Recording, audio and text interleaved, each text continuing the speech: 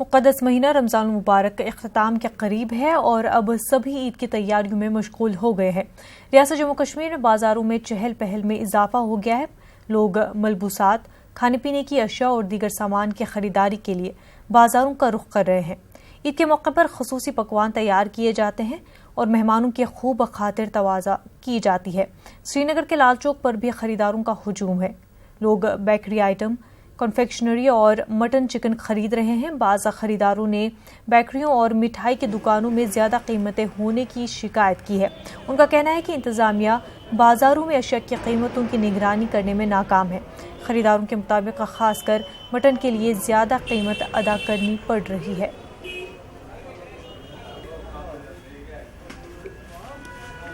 तो पसंद करता है मिठाई, ये भी करता है, मिठाई भी करता है पसंद। अभी मैंने दाल लिया था, अभी मैंने दाल वाल लिया था। एक महीने में रोज़े थे, अब हम लेने हैं बेकरी, लेने हैं नमकीन, मीठा। एक महीने के बाद हम लंच करेंगे, इसलिए हम आए हैं बेकरी लेने के लिए यहाँ शॉप पे। रेट की बात ही नहीं, एक दुकान पर एक रेट है, दूसरी दुकान पर दूसरे रेट है, डिफरेंट रेट्स, एक ही रेट नहीं है। दाल वगैरह लेना है, केक लेना है, बच्चों की डिमांड होती है, मेहमान आते हैं इस वक्त, इसीलिए हम यहाँ पे आए हैं, थोड़ा सा शॉपिंग करना है, ये चीज़ लाना है।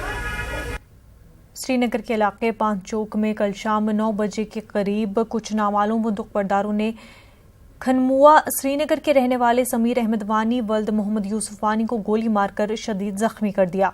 वो बाद में अस्पताल ले जाने के दौरान ही दम तोड़ बैठा। वाज़ेह के मुतल्लिक़ा नौजवान पेशे से ड्राइवर था।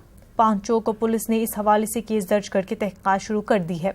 उधर आज सुबह जूही समीर की लाश उनके आबाई गांव खनमुआ पहुंचाई गई तो वहां सफ़े मातम बिछ गई। उसकी नमाज़ी जनाजा में हज़ारों लोगों ने शिरकत की।